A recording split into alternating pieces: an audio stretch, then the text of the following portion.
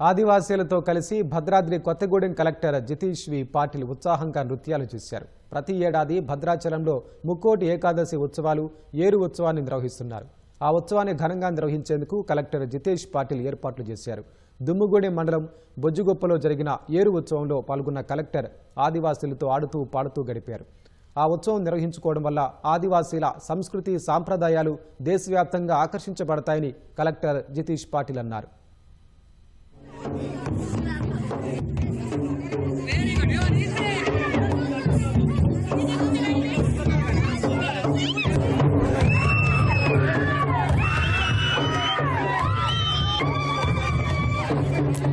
ಸುಡ್ಲೋಡ ಏನು ಕಲೆಕ್ಟರ್ ಏನು